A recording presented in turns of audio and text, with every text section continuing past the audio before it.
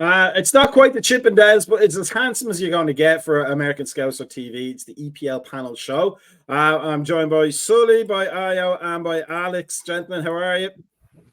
Doing well. We will do an awful lot of talking tonight, mainly because I'm Irish and we don't stop unless somebody shoves a potato in their mouth, and I'm all out of spuds. So here's what we'll talk about tonight. We'll go over some key games from the weekend, bar the cup final, simply because we've talked enough about it on the Liverpool podcasts. We'll talk about Pogba and that 4-year ban that probably maybe finishes his career. At least at the top level. We'll talk about Neville's comment about Chelsea, because it was quite mean, to be fair.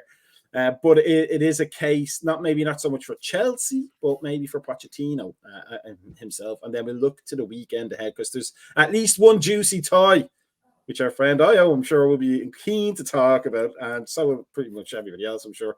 But let's start with the games from the weekend, and we will look at the scores as they came up. Liverpool-Luton was the early game. Spurs and Chelsea postponed, but Liverpool beaten Luton again with the kids. We're bringing that school bus around England with disdain for everybody. The big unfortunate game for Sully, unfortunately, who called the score differential, if not the score itself, as Arsenal for Newcastle 1. City barely getting by Bournemouth, who are a tough proposition these days. But Io, we'll have to talk about that one there. Fulham and United, it was not, I'm sure, a pleasing scoreline on any level for a United fan, but just something that seems to be happening regularly under Ten Hag. Crystal Palace 3, Burnley 0, the start of the new manager's reign there at Crystal Palace, and the continuation of the current manager for Burnley. Everton, Brighton 1-0, but they've also got 4 of their 10 points given back to them, so they're comfortably mid-table now, it looks like, which is really unfortunate for us Liverpool fans, as we call them, the unflushable third. Villa beaten Forest 4-2, and then Wolves against Sheffield United. Sheffield United literally just, getting the GPS out and finding out where the stadia are again in the Championship for next season. And then West Ham beating Brentford. David Moyes gets an awful lot of bad press, but with a certain level of a club, he does a decent job. But let's start, I think, with Newcastle and Arsenal. So I hate to bring your pain back up, but we have to, because that's the show. We talked pre-air about Eddie Howe and about the Newcastle malaise, and about the great job that Arteta has done over the last few years to turn that club around from what he took over with. But from a Newcastle point of view, I mean, it's just disappointment after disappointment at this point, isn't it?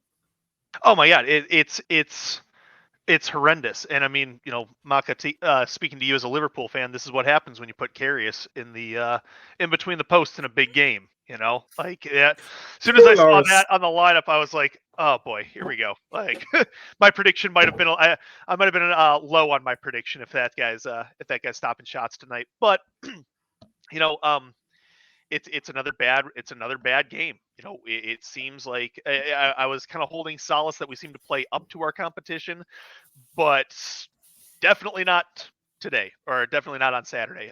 Very much, I think Arsenal is separating themselves with Liverpool and City as the only 3 teams that are in contention for the title.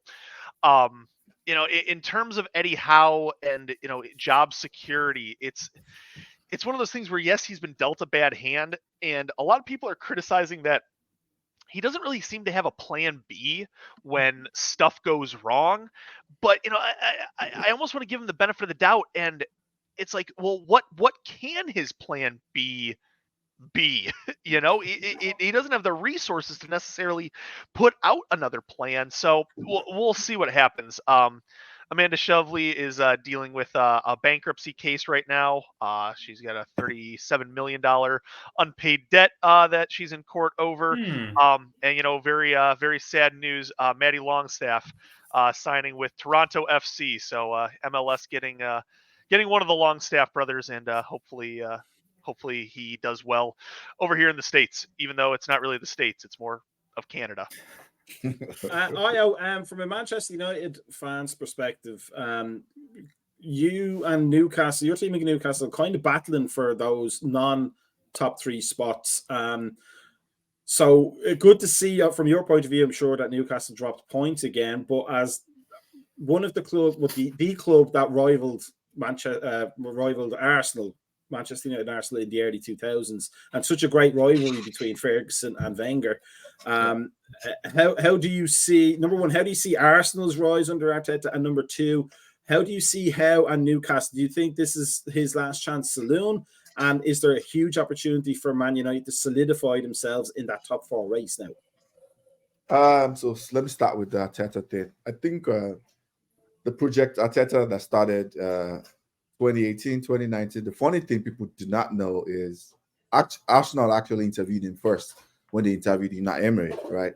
And they went with Emery initially. And I think when the boardroom changes happened and Emery messed up, I think they came 5th. They made the choice. I went for Arteta the second time. And went the whole project youths, let's go young and all of that. They went that route.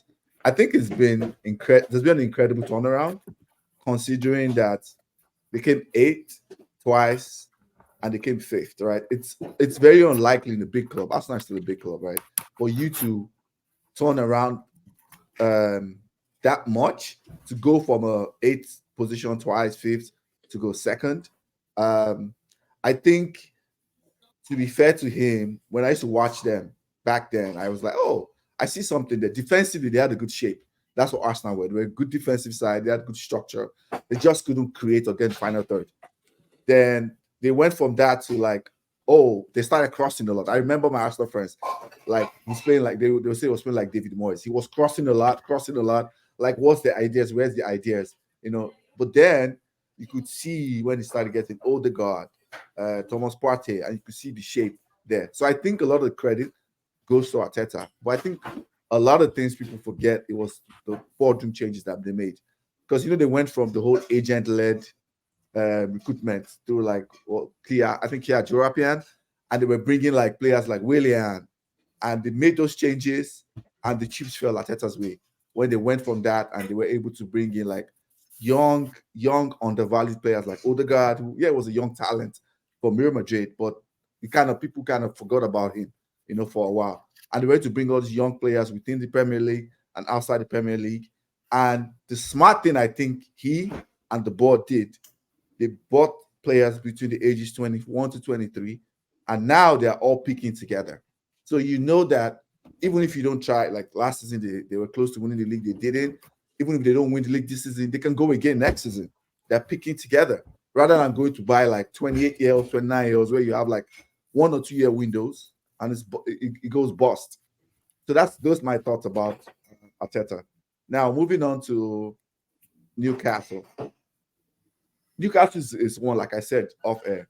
Newcastle is one that's very weird in the sense that last season they were very, very good, genuine top 4 side. I think they probably should have finished above Manchester United last season. That's what I always used to say, that I thought they were better. They scored more goals.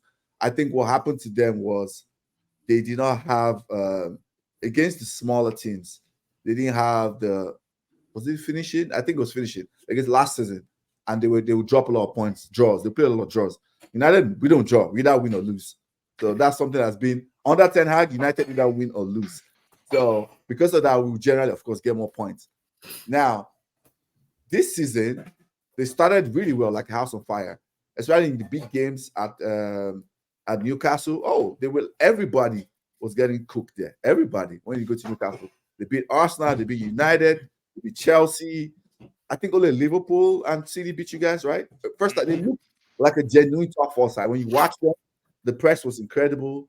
But I know they had injuries, right? But some of their players have come back, but they're not playing anywhere close to that level anymore. I do not know if it's going to be injured. Something has happened. Their game model, something has changed. When I watch them, they do not look like the same side anymore. So maybe it's they were pressing so much, and now Eddie Howe decided to dial down the press. But something has changed. They've become slower also. That's something I've noticed when I watch them. And not just against big sides. I saw the game that you guys played with a couple of weeks ago. I think it was a draw. Maybe it was Bournemouth. It's is this the same Newcastle I saw? Pre-December? They were incredible. Their press was whoa, what's going on? I guess the last topic is United. Top four race. I was here a couple of weeks ago. Alex can remember, and I said it like it was unsustainable. Like the game model by Ten Hag, where we are doing this hybrid press, where like the front four. I mean, Kaga said something about it. Ten Hag, fought back, where we like fought the front four press. There's like a whole gap in the whole midfield, it's like a donut shop. The whole midfield like then it's not sustainable. Like United have, I personally think United are where they are in spite of Ten Hag's tactics. It's very unpopular. I've been telling people this since. Like, the reason why we are there is because we just have a couple of talented players that can win us games and make us stay in games. But it wasn't sustainable. All these games we won, it was not sustainable. I think apart from maybe West Ham, all the other teams outplayed United. Wolves outplayed us. Villa outplayed us. So I knew that we're going to get to a game where a team that we have severely more talent than like in Fulham, we're going to beat us. It was kind of getting there. The amount of shots we're conceding. So top four is United are not a top four. We've never been a top four. We just have a lot of talent to be always close and to look like, oh, maybe, but we're never at the top four. Like that's ultimate. Alex, here's a question I want to ask you. There would have been a time when Fulham maybe would have looked at Eddie Howe as a manager to go for, but you have a good doing, and I hate to give him any credit, as I think I've said before, because he was at Everton, but he's doing such a great job for you guys. He's not just keeping you in the league, but you look like you're punching above your weight, which is what you want in a manager. You always want a manager that makes your team look better than they are on paper. But would you take Eddie Howe now, or are you happy with who you have? I mean, yeah, certainly happy with Marco. I think that's been the fun part about Marco is that Fulham have not gone into a single match with the expectation of like, oh, let's just sneak out of here with a point and see it through. And if you look at Fulham's record, there's 12 losses on the board, but that's part of sometimes because he's going after it every single time.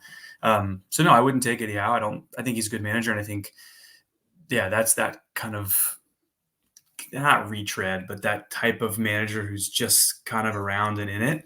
That Fulham maybe would go for at some point is maybe they rise above, but to snag Marco from where he was, coming kind of needing a redemption story back in the Prem, it worked out. Now the only hope is to hold on to him and not have him get poached by someone Newcastle up the pyramid. Yeah, God, manager swap, straight swap. Tony Khan would go for that one for sure. But no, it feels good. I think that's kind of nice to have a manager in place who it's all coach speak, right? But who does talk a big game about a vision and does talk a big game about getting the right guys in and moving and planning forward. So here's to that actually coming to fruition, which it rarely does these days. You were talking about it like Arsenal trying to build young guys all the way through. That is so rare these days because there's no continuity in the front office. There's no continuity anywhere in the managerial ranks. So it is to be able to build is rare. So let me just wrap this part up before we go on to the Fulham United game with Sully. Hearing Alex talk about how Marco talks a big game for Fulham. I mean, like literally plays inside a cottage. Let nobody be fooled by that CGI that they have a stadium. It's actually someone's backyard. It's on the headset. But at the same time, Sully, Eddie Howe, he's always talked a very technical kind of talk. He's very, he talks about the tactics and the minutiae of the tactics in his interviews. But I don't recall him ever saying big things like one of the things that endeared Liverpool fans to Klopp is that when he came in, he was talking about winning trophies within 4 years. It wasn't a case of let's see what happens. It's we're going to win something. It might take me 4 years, but we're winning something. Do you get a sense that maybe Eddie Howe is not as adventurous as he needs to be in public to give that message to the players that we're not just here to make up the numbers or collect their paychecks or show up on a Saturday. We're here to do some big things. And if he is not that kind of manager, is that the kind of manager you need? Now, I mean, you're 100% correct, and I wonder if it is Eddie being a victim of his own success. Being so good last year, being kind of ahead of schedule, and being, like, oh my God, what do I do now? Like, now the expectations are through the roof. We're still in the FA Cup. So we got City in the quarterfinals. It would be it'd be awesome for him to come out with that sort of Kloppian charisma and the big words, but that hasn't been him. That hasn't been him really anywhere. He's kind of a football nerd, you know. He's a nerd about the game, and that's what he cares about. So I don't know. It might be good, but it also might be a little jarring to hear Eddie grab a mic and start going on a rant like he's working for AEW or Tony Khan. You know, that's really what I want to see. I want to see Tony Khan put Ric Flair Sting in charge of Fulham. Eddie Howe goes full heel. That would be incredible. One of the most unjustified heel turns in Premier League history. Just like not to harp on ever about Liverpool on a panel show, but when we had all those injuries, Klopp's message was, "We'll put 11 out there regardless, and we're going to go for it." That must make such a big difference to those players at Liverpool, especially those 18-year-olds who are putting the ball on frame and in the net, as opposed to the players at Newcastle who are maybe wondering, "Do you think, Sully? You know, what are we supposed to do here? Like, are we just filling in the paperwork?" What do I have to do to get a game? What do I have to do? I mean, it's the FA Cup is the only thing we're playing for. We're not going to get relegated. We're not going to make Europe. See what we got. Empty the tank. You know, maybe this is the time to kind of change it up. As long as we stay ahead of Chelsea, I really don't care about what happens this season. You know, honestly. Yeah, seriously, that's even Everton might be ahead of Chelsea at this rate. Snip, snap, like for real, like unbelievable. So we'll see what happens, but I think, you know, Eddie making a strong statement in the FA Cup. I mean, that's where the hopes and dreams of Newcastle are right now. Okay, so let's move on to the for the panel show, the big game, Fulham against Man United, and we'll go with Io first because, I mean, from the outside point of view, it's one thing to lose games, you know, any regularity for a Man United manager, but to lose at home at Old Trafford, which was such a bastion for so long, like for me as an older fan, I used to get great joy when Gerard Houllier was the Liverpool manager, because I knew when we went to Old Trafford we were getting something, and we usually did, and we usually got all the 3 points and didn't play like the team that were going to get the 3 points, but we managed it. But there's no fear factor at Old Trafford now anymore, right? You tell me, because you're watching them every week, but I just don't get that impression that teams now go to Old Trafford and are trembling in their boots. They're going there thinking, we can get something from this bunch. Is that true, number one? And two, how are United fans reacting to that? That's true, especially for this season. The funny thing, though, is last season it was the reverse. Our home form is what got us top 4. Maybe right? next year he'll get it right. He will not be here next year. He's pretty much an interim manager. Ten Hag will not be here next year. Last season we had the second best home form in the whole league. Right, we lost only to Brighton. You know, so we beat all the big teams at home. So last season was the reverse. We were really good at home and horrible against top 8 sides away. We lost like almost all the games against top 8 sides last season away from home. We were terrible at home. Our home form got us top 4. Now, yes, absolutely. This season is terrible. Of course, there's injuries. Injuries has been a factor. I'll give that. But most importantly, I think the script is out on Ten Hag's tactics. Everybody knows the script. Like, he tries to do, like I keep telling you, if you want to watch, just watch it for 10 minutes. You see what he tries to do. And it's so basic to exploit. It baffles me why he hasn't tried to change it till now. He does this thing where he does the hybrid press, where like the front 4 go to press, but the fullback Dallo will not press the other team's fullback. So one person is always free. Is it that he does that? And if he pushes the right fullback, the left doesn't join the press. So as long as you can get the ball wide, there's a whole highway to exploit. Yeah. And then the gaps open up from there on. And everybody knows that they just like invite us to come press, and they just bypass the press, and the people stay wide and they run into the midfield. Then he does the second thing that really pisses me off. He does this man marking thing in midfield. It pisses me off so much. It's like, why are you man marking? It's so ridiculous, because what happens is, again, same thing. All the midfielders just go and stand wide, and they drag the midfielders out of position, and like all the defenders can make runs into it. Like, It's so ridiculous, and he's been doing that all season. Sometimes we get away with it. Sometimes we don't. That's literally what's been happening because it's so easy to exploit. Everybody plays better than us since like November. The only game I remember we've played good is, I think, Chelsea at home, which is Chelsea. Chelsea are horrible. And probably the only other game we were better was West Ham, marginally better than West Ham. They 3-0 sometime. Was it in December? I think it was, or early January. So against Fulham at home, it's jarring. The fans are tired of Ten Hag. Yeah. But I think it's the fans are caught in this thing that's happened. United has sucked for 11 years. So there's this narrative now. It's like, oh, you can't just keep firing managers. Yes, you can. Yes, you absolutely can keep firing managers. Or if it has happened from manager, it must be the players. No, Ten Hag has brought in 11 players, loan and full time. So that's such a dumb narrative. It's like a lot of people just want to do this thing where, oh, we can't keep firing man. He came third last season. Conte came third for Spurs. What happened the following season? Collapsed. And when it collapses, you have to understand, like, look beyond, like, under the hood. Why did it collapse?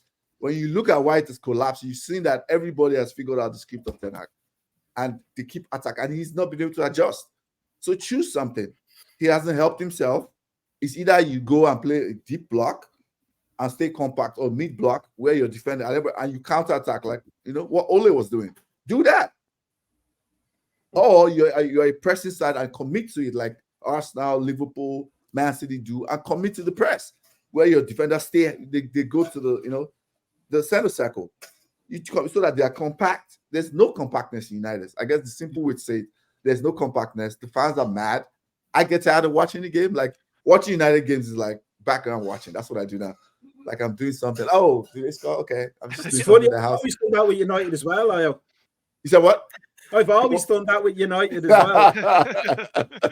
I expect you to do that. So, but yeah, the fans are tired. But I think a lot of United fans, especially the ones who go to the stadium, they are caught within this. It's been 11 years of long suffering as United fans, something we're not used to.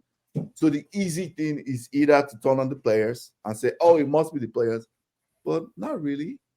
This how many if you look at the team that Solskjaer had, the team that Jose had, like, a lot of players have left. Like, only if you're trying to say right now, you're trying to tell me like Rashford, because that's the new thing now. Rashford and Bruno is the problem. There's always a problem. You know, that's if you go on Twitter now, every year, the last year I think it was Maguire. This year it's Rashford and Bruno. I'm like, really? The two players, the last 6-7 years that United have done anything of relevance, the two most important players that has been there when we came second, when we came third, when we won Europa, when we won FA Cup, Rashford has been. Those are now the bad players. I'm like, come on, take a break, guys. Stop this switch hunting. It doesn't make any sense. I'm not saying they're great players, but they're definitely not the players that should go first. That's just crazy to me. Bruno is just so easy to scapegoat. Like, he's so easy to turn into that guy. It's unbelievable. Because he whines a lot. Yeah, he does the whining thing and irritates everybody. Alex, tell me, prior to the game, did you? I mean, like your manager seems to have even the fans thinking that big things are impossible, let alone the players. I mean, you want to get through to the players, but sometimes the fans will doubt. You know, depending where your situation is and what your history is in recent years. And you also had Roy Hodgson as a manager at one point, and as great as he did, he was never the most positive man in press conferences. I hope you all don't die in this game. It'd be nice to pick up the 3 points, but if we don't die, that would be a great result for us. But did you go into this game against Manchester United with any trepidation, or did you think, you know what, we're capable of winning here? Yeah, I think this season, and a little bit last season too, that's been one of the big hurdles for this Fulham squad under Silva, is like to collect a scout of a Big Six team and like to play a full 90 minutes and do it. I think it was both matches last year against United, and even in the Cup, all three last year against United, Fulham were in the driver's seat, had the position to win the game match, and they lost all three of them. And that's been emblematic of a couple of matches against Spurs and against Chelsea and against Arsenal. So the idea is, like, eventually one of these has got to come through, and Fulham have got to figure it out. And then, of course, when United scores late, every Fulham fan is going like, God, here it is again. How can we not win one of these matches, that we should win this. So for it to finally happen does feel good, but no, he's definitely got, I think, the fans going into these matches going, there's no reason why we shouldn't be competing. And if you don't get the win because something stupid happens, then I guess that's very Fulhamish. But to win that match is not a super shock. I think it's a pleasant surprise just based on recent history, but no, tactically, and I think fans would say like, yeah, we're very excited about it, but it's not like we're not going to throw a parade through West London. I think the shock was beating Arsenal, right? Sorry to jump in. Yeah, no, yeah, that was more of like that was much more of a okay. That was a little more unexpected. I think, and again with Marco, you go into every match thinking like, if we're on our day and something weird happens, like we'll be right there. But to actually win is a little bit more of the shock. So I think that's probably why he's doing much better job at Fulham than he did at Everton, because he could probably come out and say to Everton, we could make top 5 this year. Boo! Boo! Hang on, wait, what's this positive? Boo! So he's probably at the best club for him for that kind of positivity. And at Fulham, like, we finished 10th last year, and he's like in the offseason and the preseason, so we're going to build on that. And Fulham fans are like, hell yeah, let's finish 9th. This is awesome. Let's keep it moving. So like that's the exciting thing about hopefully as a project. Like there is genuine patience and interest in this project. Who knows how long that lasts? Eventually you become a product of your own success, right? And so who knows? But that'd be a good thing for Fulham. If he gets fired because he finishes 8th and that's a disappointment, like that's a positive thing. So we'll see. Sully, from your point of view, points drop from United, that's a good thing for Newcastle, given your up and down season so far, not so far, but in recent months. But do you see any threat from United to your ambitions, or do you think there's a pack there below the third place for 4th, 5th, 6th, 7th, and maybe 8th, say, that are competing with each other, and it could finish either way? Well, I just want to make the statement first that I think maybe the worst thing I've ever heard on this show is a United fan talking about 11 long years of suffering and then rattle off a bunch of trophies and top 5 finishes. Give me a break. Give me a break. But no, to kind of flip the script on that, I don't think we're in any spot to challenge United. We're 7 points back from United, and that's with them. Like, we have not shown we can get points when we need to get points. So I would say it's more so, Villa, Tottenham, Man U, and then Brighton down through, really, honestly, Fulham. Like, what is that, 7 through 12? I think that is more so where we're trying to stay, as opposed to challenge for anything that Villa, Man U, or Tottenham are doing. That ship has sailed. We're out of that race right now. I think just as well Newcastle's on the coast as well. What'd you say? It's just as well Newcastle is on the coast then. Yeah, seriously, sailing ships. We're like a coal barge right now, like in an era of green energy. Like, come on. Well, hey, man. I think it's we are closer to that pack, in my opinion. And I'm not just trying to be. I think it's United. I think we're all in the Europa, non-Europe race. I think that 4th and 5th place is just going to be like a musical chair between Spurs, Villa. That's what's going to happen to the end of the season. They'll keep, switching places. I think United's going to pull some games out of their ass. I think they're going to figure out how to get, a couple weird victories. Like you said, like they've been outplayed a bunch of times, but somehow get a result. And, I don't see that changing anytime soon. That's, you want to talk about Ten Hag tactics. That's the Ten Hag tactic. Get outplayed, win 2-1. That's fair. That's fair. Let's talk about enhanced performances. Now let's switch to this lad here. Paul Pogba, 4-year ban for performance enhancing drugs. And we'll start with you, Oyo. The chat roulette of American scouts has fallen upon your bonds. Coincidentally, it didn't. I made it happen that way. I'm very good at this. But what are your thoughts on that? Because he was not a great success at United. No, relative to the reputation he came in with. Correct. But he did have some fantastic games. I remember seeing them and going, that's what they paid for. They just weren't consistent enough.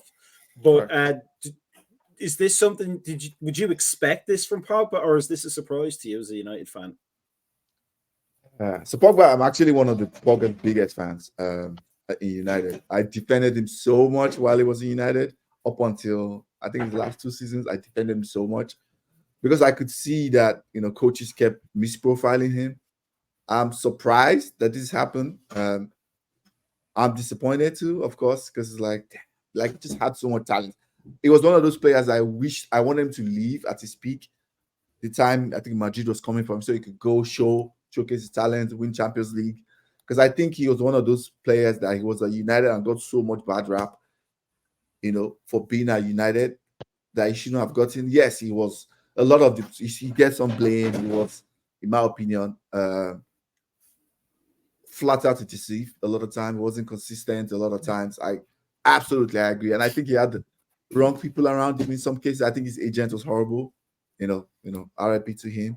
But like his people around him did not help him at all.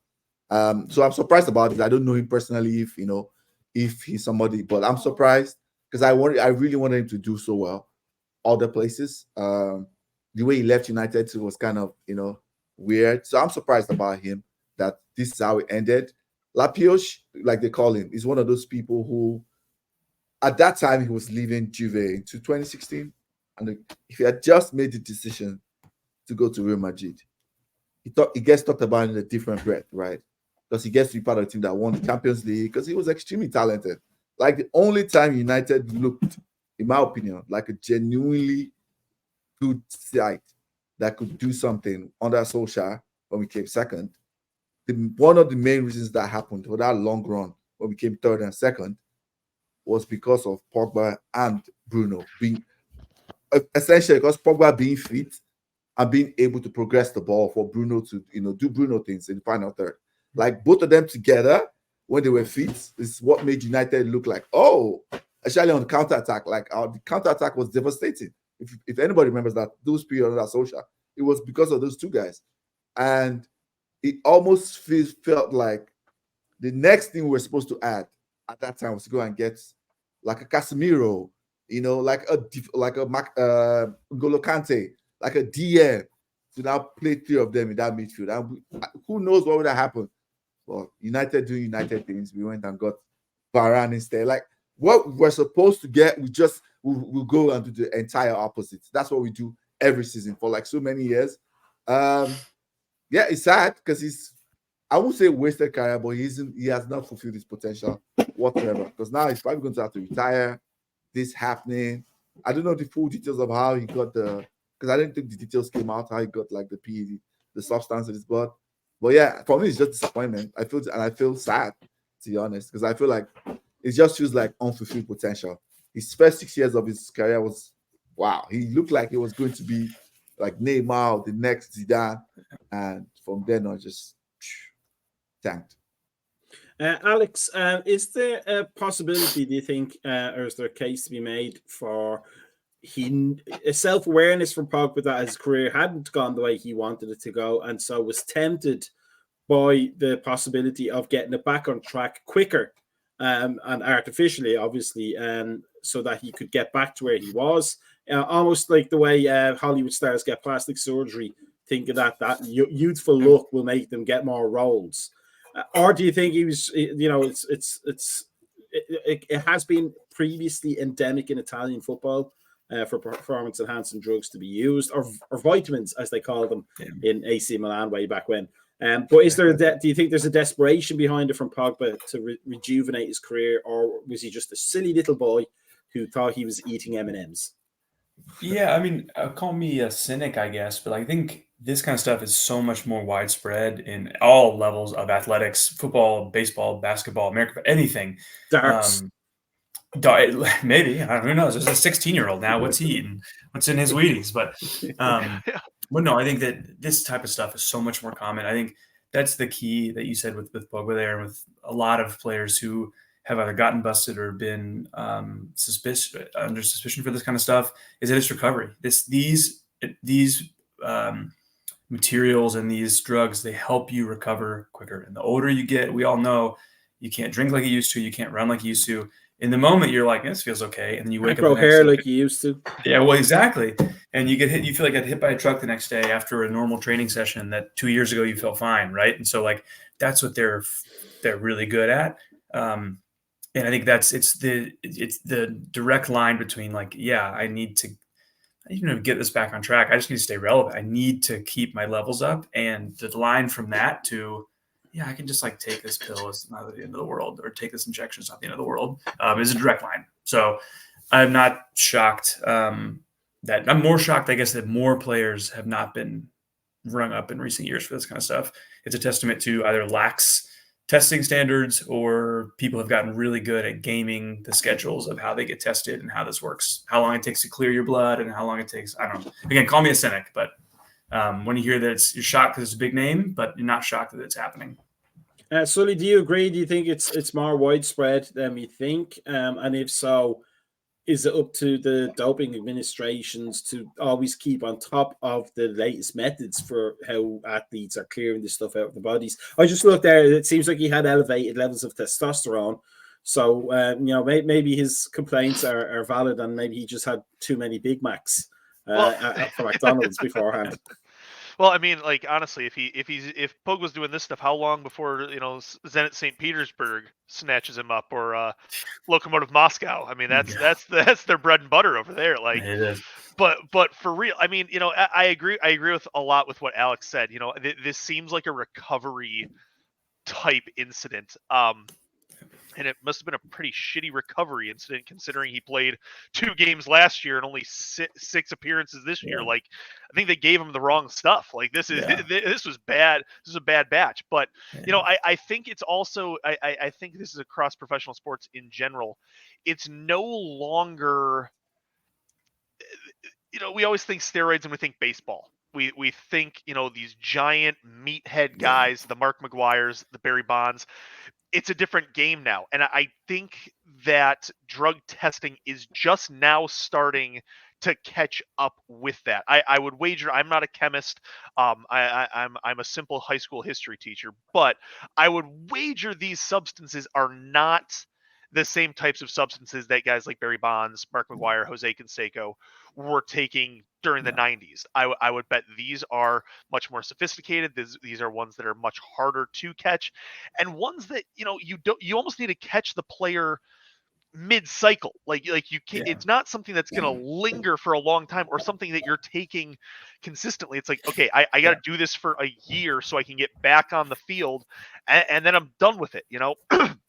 So I think it'll be very, very interesting to see what where this takes steroid sort of testing into the future. I mean, we've got the Olympics coming up. We have the steroid Olympics coming up that was just announced a couple of weeks ago.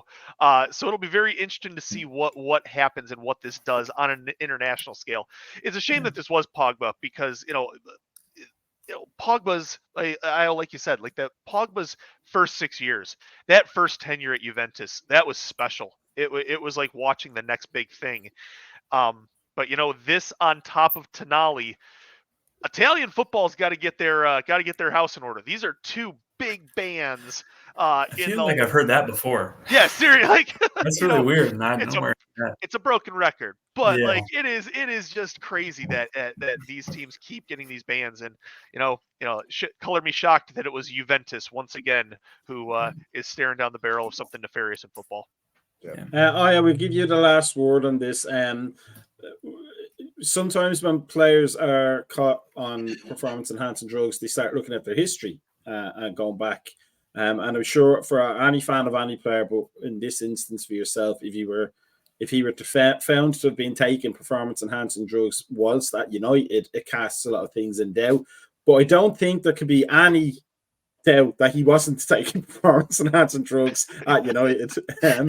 But is English football? Let's not pretend English football isn't touched somewhere by this. But is English football at least possibly the most up and on the level league when it comes to that kind of behavior? Yeah, I think so. I mean, I think they test I hear they test regularly, and I think they have more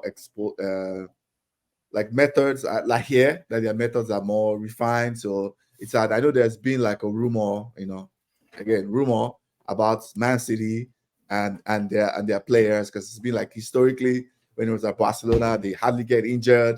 Second half of the season, they are always fit. There are rumors that came out, like I think the final in 2011. Again, rumors on Twitter, not founded. Like how after the final we lost to Barcelona, like none of their players were like sweating. It was like, are we playing the same game? And that happens a lot of Man City, where they hardly get injured in the final stretch of the season, and they always the fittest team than everybody. So, I mean, apart from that, yes, I think the English Premier League, they are more up to date about these methods, and like their teams can hardly get away with things like that, I think, in Premier League. Yeah. Okay, so I think we're going to say goodbye to Io now. Is that correct? I have to jump. I have to jump 5 minutes, have to bounce. So I'm not going to say the best of luck to you because you're a United fan, but conditional luck to your team. Let's put it that way. No problem. Thanks for joining us, Io, and we'll talk to you again soon. All right, take care, guys. So that'll be a nice segue into our next thing here. A topic that I'm sure we will all agree on stupendously. But Gary Neville calling Chelsea the $1 billion bottle jobs. There they are, all sad that they lost to a kindergarten and Previn Kelleher. But we'll start with you, Alex. As you know, Chelsea are your London rivals. But they went from being a club that could change manager by lunchtime and still manage to drag a trophy or two out of a season, to not having as much success recently, but also now being managed by somebody who has a reputation for not being able to take teams over the line. Is this a match made in hell for Chelsea and heaven for the rest of us? Or was Gary Neville a bit over the top with that $1 billion bottle job comment? I just read recently about the $1 billion, but I didn't see it live, so I've been laughing along Twitter or X, whatever, to the reaction to it. It's one of those things that I think he said it in the moment, right? It is what it is, the comment itself. It's kind of a funny little quip, and it doesn't inaccurately describe what happened. I think that anytime you have a club and a squad that's built in the way that Chelsea are so nakedly, aggressively built, where it's like, we are going to buy anything and everything. We'll buy Graham Potter and his entire backroom staff, and then just get rid of them, and then we'll go back to Brighton and buy another backroom staff guy, and then we'll bring Poch. So the fact that when you do that, you do open yourself up to a little bit of like, okay, City at least did that, and then they won a bunch. So there's a little bit to back it up. But no, I'm not overly, I don't think it's shouldn't be this huge controversy. This is where Chelsea are. This is where they've been. I think this shows that maybe the Premier League is, I don't know if catching up is the right word, but I read a book a couple weeks ago about the Premier League from the beginning to now and the different stages in that. And there's some of these clubs had a pretty big head start. And from where they were in 1991, 1992, when this whole thing was kicking off, and Chelsea were one of those clubs. And so we're not one of those clubs, but with the infusion of blood money became one of those clubs. And to see the rest of the league catch up is what it is. Sully, I hate to harp on this point again, but it just seems so relevant given the game that comment was made from. But they did spend an awful lot of money on high value, it seemed, young players, and then got beaten by a team that was organically grown, all from the academy, all cost, I think it was like $10 and half a Heath bar. And then a go on somebody's tricycle later on. But it just, and I would say this if I was not a Liverpool fan, it's almost a tale of two cities there, really, isn't it? It's how you should do it versus the artificial way to do it. So my question is this a function of Todd Bowley not understanding how soccer works? I 100% think that, like, it almost, thinking back over these last couple of months, Chelsea almost seems like a Chinese Premier League team playing in England. You know what I mean? The way they are purchasing players, they're borderline following, the Chinese league started it. The Saudi league picked it up as a whole. They're the only ones doing it really in the Premier League with this method. I mean, I suppose them and who is it? Brentford, or no, Nottingham Forest. Nottingham Forest following this method as well. However, they. To be fair, though, Forest are buying from Aldi. That's true. That's true. That is, they could. Forrest could use some of those Pogba steroids, but I don't think he gets it. I really don't think he understands what this takes. I mean, like American sports, you can turn stuff over very, very quickly. You can spend your way out, and for the Premier League not having a draft is a huge difference compared to any other league that Todd Bowley was probably familiar with, where the only way to get better is to spend. So let's just spend more than anybody else. And that spending has not paid out at all. Mudryk was horrific when he came on. I don't know if Liverpool and Arsenal fans should be grateful, like that they dodged a bullet with this kid, or we dodged 3 in that case because we had Casido and Leiva practically signed up and everything. And I deep down, for like the sake of soccer, I want to believe these are good players. I want to believe that this is a young, exciting crop of players who are in a bad situation. And, I think this could be long-term detrimental to the sport. These guys staying in those contracts and never getting better, and Chelsea having bought essentially an entire generation of players that we're never going to get to see play to their full potential. Enzo, like he's a phenomenal player, and he looks terrible in a blue shirt. So, I think this is all on Bowley. I think this is incredibly mismanaged, and we are now. That all being said, they did make a cup final. They made a cup final. That's nothing to scoff at. But if that's the team Liverpool is putting out, and you're Chelsea, that's where you have to say the project is working. We can win this game, and they did not. They cowered to a bunch of toddlers out there. You have a $1 billion team, and you're playing against the varsity level team from Merseyside High. Like, come on, you have to be able to win that game. Alex, as a European, and I mean, as opposed to the English who aren't anymore, the idiots. I was right about to say, who's the European? But sometimes the talk about the American ownership that has gone into the Premier League centers around changing the rules of football so it makes more sense to them. So adding salary caps and drafts, etc., etc. It seems to be something that Todd Bowley would, I speculate, would be in favor of. But would that be the case of trying to change the universe that they've walked into and bend it to their will so that they understand it better, rather than actually learning how the machine works and then functioning that way?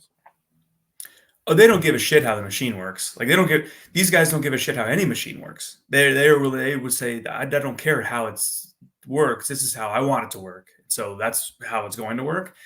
These are guys who are not accustomed to like being told no or learning about anything.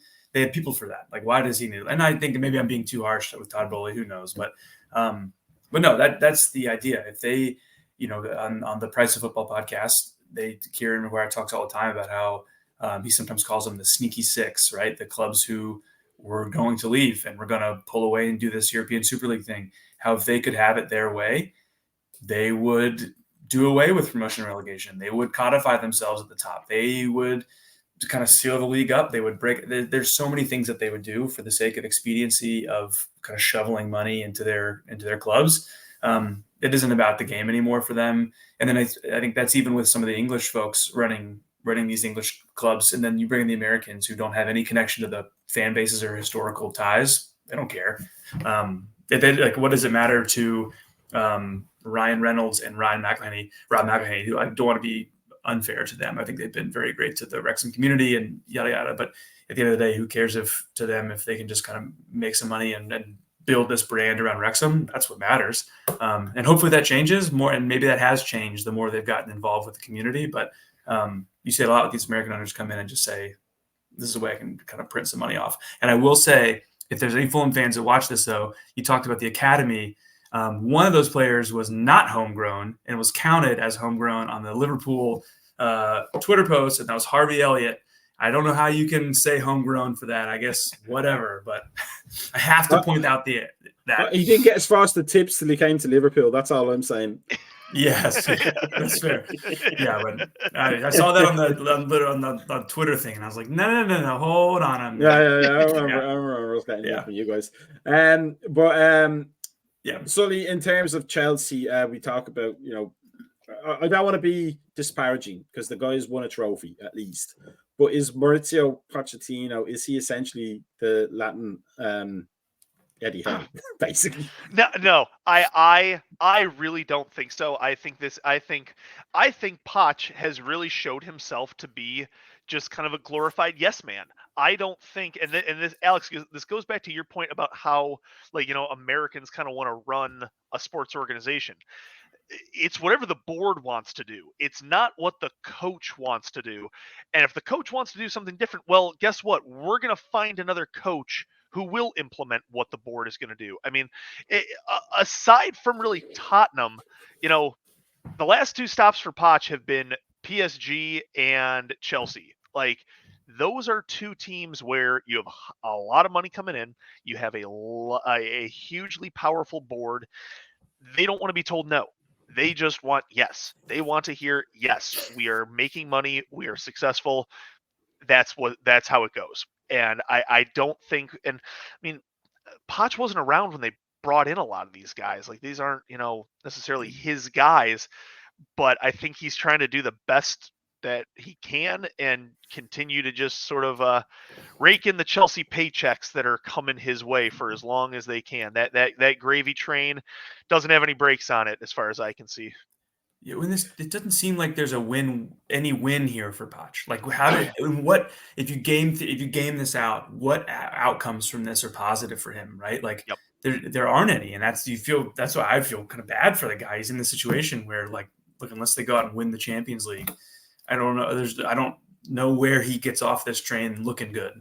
And who takes not just with Poch, like the whole Chelsea experiment. Yeah. What the next 10 years are going to be problematic. They're going to be firing a manager every 2 seasons at this rate because they're going to be locked into all these contracts.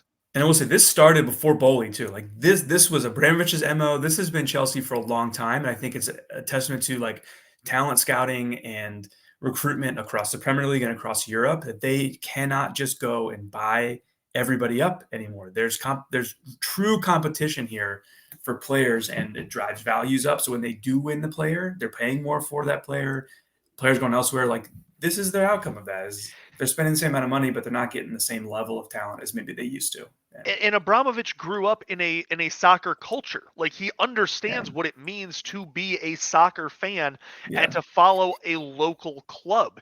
And I think Bowley is way more concerned about the dollars and cents, where Abramovich seemed to have some skin in the game. Like you brought up a couple of weeks ago, him sort of bankrolling this team, $800,000 or £900,000 a week. Yeah, for 18 years. And I think he was fine with that because he was like, I want a winner. I've got my money. It's prestige. Pure prestige. It's a trophy. Yes. This was a flex. This was a flex by Abramovich, and I don't think Bowley's got it in him. Bowley does not understand that type of commitment. Yeah. So let's move on and get ahead to the games for the weekend before we depress ourselves with Chelsea or make ourselves happy, one or the other. Yes. But let's look at the games. Everton, West Ham, Forest, Liverpool, Brentford, Chelsea, Newcastle, Wolves. We'll get to that for you, Soli, in a second. Spurs and Crystal Palace. I mean, there's so many London derbies. It's almost like not worth talking about them. Fulham and Brighton we'll talk about. Luton, Villa, Burnley, Bournemouth. And then the big one, of course, for the weekend is City, United, and Sheffield and Arsenal. Let's go with the United City game first because it doesn't pertain to any of us three teams specifically. But Alex, how do you see that one going? Is City going to continue their steamroller, or is this one of those things where United happen to find not form, but they happen to pull it out of the bag because in the big games they seem to have played well this season, if not always winning them, and then look crap against the teams that they're on paper supposed to beat? Yeah, I follow another podcast for American football, college football, and they always will say there's no football reason why USC, whoever should lose this game. There's no football reason. And I think that kind of ethos applies to this one. There is no football reason City should lose to United. There's no football reason for that. But it is a Manchester derby, and after the performance against Fulham, you have to think there's going to be some reaction. And that's the only thing that keeps me from saying City would just steamroll it. You think there has to be something. But again, there's no football reason that City should be anywhere close to not dominating. So how do you see that game going? Do you think it's going to be a standard City win? Will United manage to raise their game as they so often do in the past few years because it's City? And I always think that kind of cheats fans when teams can raise the game against the big teams and then not, because we did it for Liverpool for so long in the 90s. Where we would beat United but then lose to Norwich the next week, or is it going to be one team looking to win the league, one team looking to not lose their local derby, and it's a tight draw? I think this all comes down to what Erling Haaland decides to do. I mean, you're coming off a 5-goal performance. Not to say that Man United is a team that he can score 5 goals against, but it's about to be a new month. He's got to restart his quota for the next 30 days. So whatever he decides to do, I think whatever kind of game he decides to make it. And with that being said as well, however long De Bruyne can be on the pitch, like I don't think what is getting talked about enough right now is De Bruyne's stats for how little he is playing and the numbers he is putting up. That is, like, he has 2 assists in every game he's played so far. You have to have him on the field for 20 minutes and you have a 2-goal lead, and it's like, okay, now back to the bench. Or what I could see is United keeping it close and De Bruyne comes on in like the 75th minute and the wheels just come off. He passes rings around them. So I think this game really depends on whatever City decides to do, whatever City's superstars decide to do, whatever they want. Alex, let's go now to your game, Fulham against Brighton. I mean, that as a neutral in that game, that looks like a tasty game to me. You got 2 managers that play very positive style of soccer, both clamoring for points at this point of the season because we're nearing the end. So not that in the earlier parts of the season points aren't important. Of course they are, but at this stage of the game, every point really, really counts. How do you see your game going, especially as it's a home game? Yeah, I think like any match, Marco goes out to get after it and take all 3 points. I think Fulham in a couple of years, like really cagey, exciting matches. Like the one this year ended in a 1-1 draw. Fulham last year away, Manor Solomon stole it at the death. And so they've been really fun for the neutral, horrible for the fans of either team to watch. It's stressful, but no, I see it being another one of those, another tight, both managers going after it. But because of that, because they're both so free-flowing and getting after it, that it ends up being tight. I think Fulham's problem all year, up until relatively recently, has been finishing. And I think that's been Brighton's issue in a lot of matches this year too. So it might be one of those where, a lot of shots end up in the rosette, but both teams go after it. And I think it'll be fun. I hope this is the kind of match that, again, as a Fulham fan, you want to see Fulham compete in and win. It's great to beat United at Old Trafford, but to play well and to get 3 points against a team like Brighton at home is kind of what you're shooting for. That's the goal. I would not. I think, again, KG tight. I hope for the 3 points. I don't. Not that it's statistically solid, but you guys have the 8th best home record, but Brighton have the 8th best away record. So that's probably going to be a draw. It's a mid-table battle, boys. As a Fulham fan, this is what I signed up for. This is it. It should be good. Sully, Newcastle against Wolves. Wolves are a tough proposition on any given day, but it's a home game from Newcastle. And would I be right in saying, and correct me if I'm wrong, Howe needs a result in this one? Yeah, you'd be 100% correct, and I don't think it really matters that it's a home game. St. James Park has not been the fortress that it normally is these last couple of months. So, Wolves is a team that has something to prove. They're always feisty. They are sort of them and Fulham, kind of the kings of mid-table. They're a point above us. Being able to take 3 away from them would put us anywhere from 7th to 8th, more than likely, which would be huge. But I'm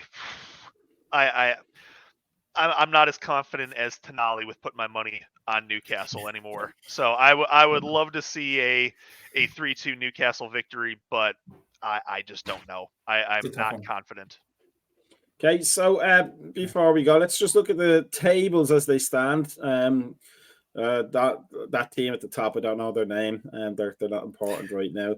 But United there in 6th, Newcastle just popping up there in 10th, which was Chelsea's place for so much of the season. But it's at least a delightful positive for you there, Sully. But also not too far away from that 7th spot with Brighton. I mean that Fulham Brighton game could turn in your favor if you can pull that game off against Wolves, and then who knows what West Ham will do. It depends how scared Moyes has made his players with his big bulging eyes. And then bottom half, it's so tight up there as well. Like Fulham you guys are doing so well for the resources you have. I don't think you even have to worry about relegation at this point. I know the Magic. Always I know the worried Magic about relegation, but that's true. But I know the Magic is 40 points, but I think 35 will probably make you safe. Like one more win, it keeps it going. So that's if you're a team with the resources of Fulham and you want to number one just stay in the Premier League for a few years to build up your resources. You have the manager to do it right now, I think, don't you, Alex?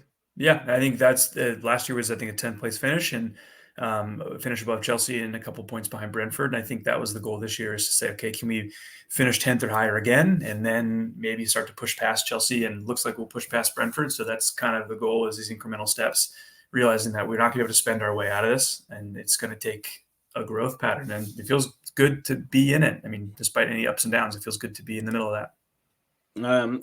It does indeed. So before we go, for our viewers, they have to make sure that if you want to get all this fantastic content and all these great people that come along and listen to morons like me talk about soccer, you have to make sure you're following us on the YouTube channel and liking and subscribing on that, and then following us on Facebook and Instagram and whatever Twitter is calling itself this week. Or this past hour. I don't know if it's changed or not.